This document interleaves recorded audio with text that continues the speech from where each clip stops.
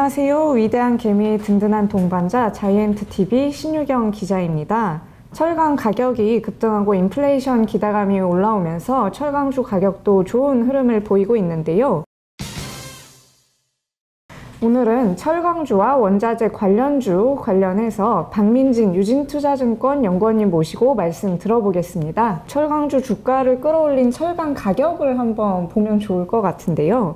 올라오는 수요에 비해서 한정적인 공급으로 이제 유럽과 미국을 중심으로 철강 가격이 올라오고 있는데 이 가격 급등세는 언제까지 조금 지속될 수 있을까요? 네.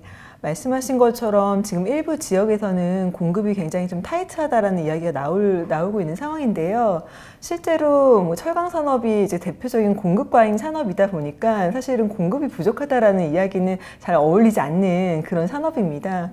예, 근데 이제는 그럼에도 불구하고 수요 회복세가 워낙에 가파르기 때문에 공급이 모자르다라고 느끼고 있다라는 거거든요. 그래서 결국에는 이 수요 회복세가 언제까지 지속될 수가 있느냐라는 이야기하고 이제는 크게 다르지가 않다라고 보고 있어요.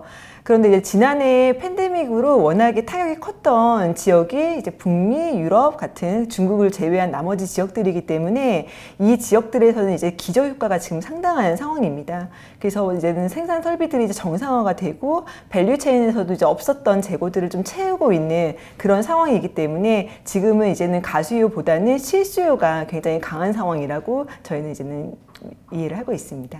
네, 그러면 올해 어떻게 한 해 동안은 철강 가격 급등세가 이어질 거라고 전망하시는 걸까요? 네, 물론 이제 리스크 요인들이 없지 않아 있긴 한데요. 대표적으로 많이 시장에서 지금 거론하고 있는 테이퍼링 이슈가 있을 수 있죠. 그러니까 분명히 이제 실수요도 있지만 인플레이션에 대한 기대감 때문에 지금 가수요도 일부 작용을 하고 있다라는 부분은 이제 배제할 수가 없는데요. 만약에 이제 테이퍼링이 실제로 시작이 돼서 인플레 기대를 꺾게 된다라고 하면은 아무래도 단기적으로는 이 가수요 쪽이 타격을 입을 수도 있다라고 보고 있습니다. 네, 그 중국에서 이제 철강 가격이 조금 급락하는 흐름을 보이기도 했는데요. 요거 혹시 원인을 한번 짚어주실 수 있을까요? 네. 아직은 이제 지난 금요일 하루 동안에 이제는 가격 급락이 있었기 때문에 이게 이제 추세적일지는 관찰이 좀 필요합니다. 그런데 이제 배경을 좀 설명을 드리면은 중국 정부에서 이 원자재 가격 급등이 워낙에 좀 가파르다 보니까 인플레이션 압력으로 작용하는 게 원하지 않는다. 그 부분을 이제는 조금 억제할 필요가 있다라고 좀 언급을 했었는데요.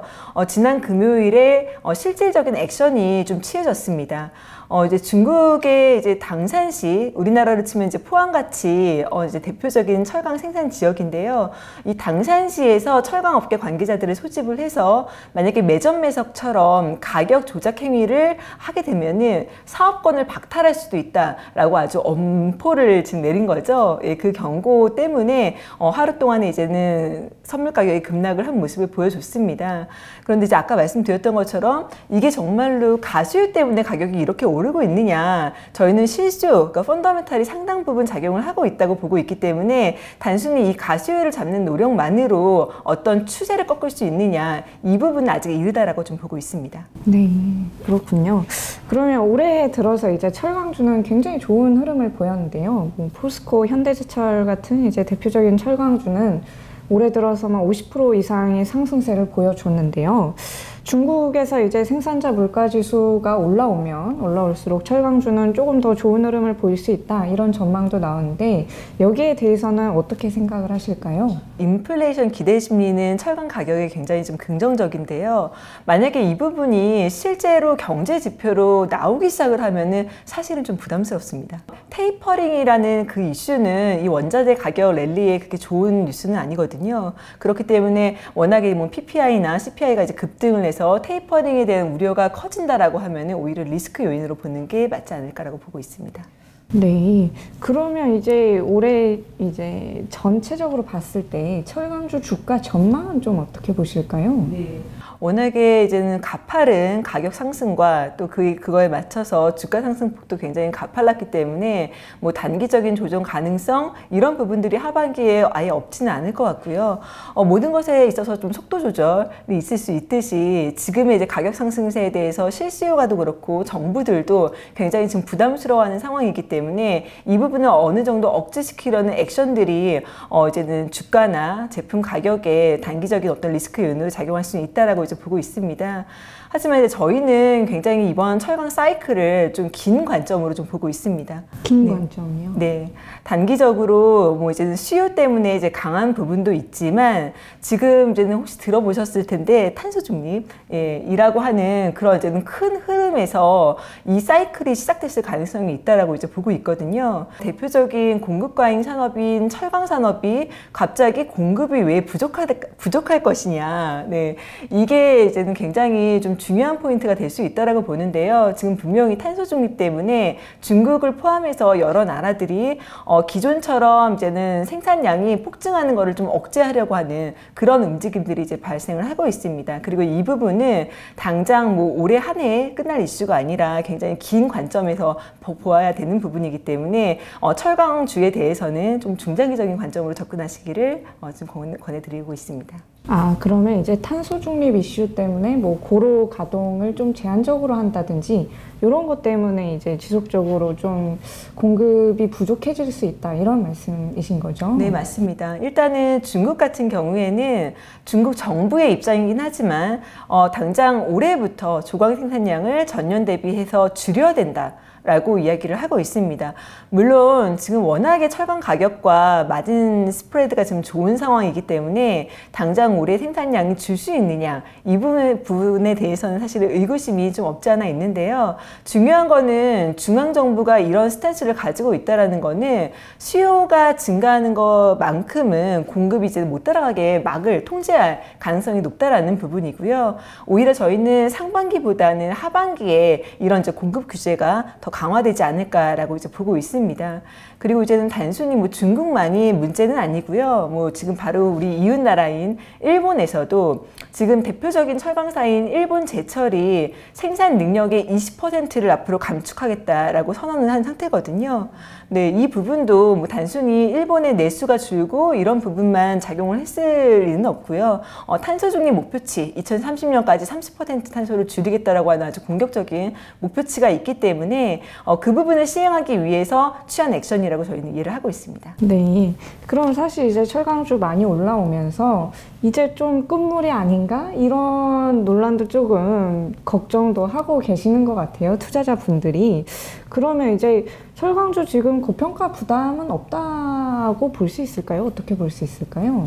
네, 워낙에 철강 섹터가 수익 추정치의 어떤 변동성이 굉장히 크죠. 그래서 지금 이렇게 이제 좋은 시황을 반영을 해서 이익 추정치가 최근에 이제 많이 상향이 됐기 때문에 아이러니하게도 많이 올랐지만 포스코나 현대제철 같은 경우에는 PER이 10배가 안 되는 굉장히 지금 저평가 상태에 있다라고도 이야기를 할 수 있을 것 같습니다.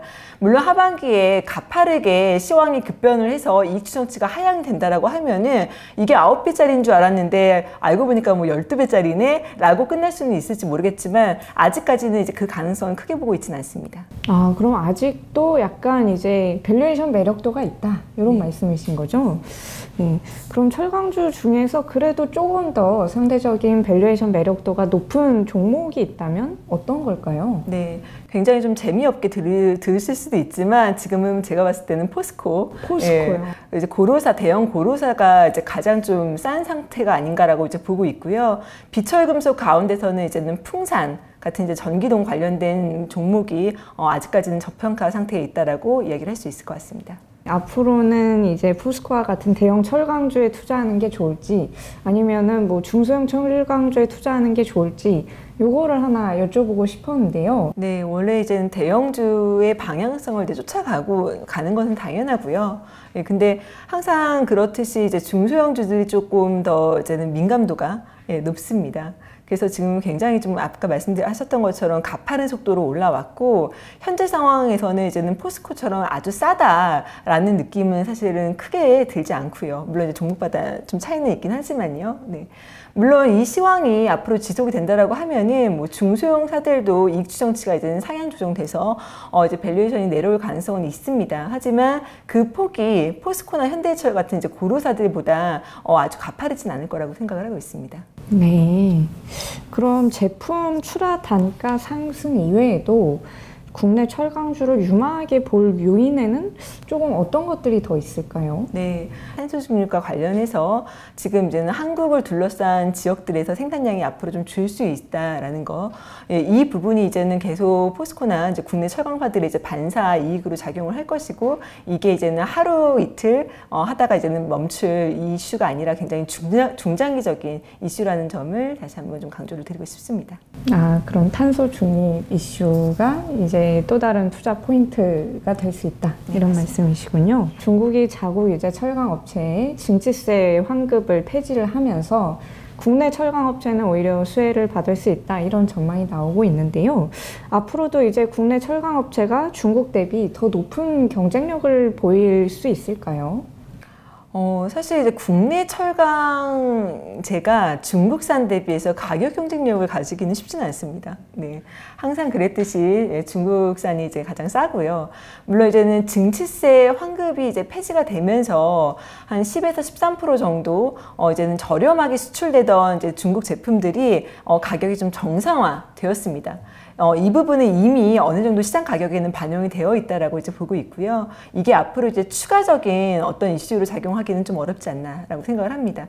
하지만 중요한 거는 왜 중국 정부가 이 증치세 환급을 폐지를 했느냐예요. 사실 이제는 중국 정부가 의도하는 바는 수출에 대한 어떤 메리트를 주지 않을 테니까 내수로 돌아오고, 그러면 내수의 경쟁이 격화돼서 생산량이 어느 정도 조정되는 그 효과를 사실 기대를 하는 겁니다. 아까 말씀드렸던 탄소 중립하고 관련이 없다라고 이제 보기가 어려운 부분입니다. 네. 그러면 장기적으로 봤을 때는 국내 철강업체가 중국 철강업체보다 우위에 있는 요인은 뭐라고 볼 수 있을까요? 네, 뭐 자동차용 강제나 아주 이제 고부가 강제 측면에서는 아직은 기술 격차가 있다라고 보고 있고요. 그래서 이제 포스코도 지속적으로 과거에 일본 철강사들이 그러했듯이 고부가 강제 비중을 높여 나가면서 중국의 어떤 추적을 계속 조금 이제는 물리치려고 노력을 하고 있는 거죠.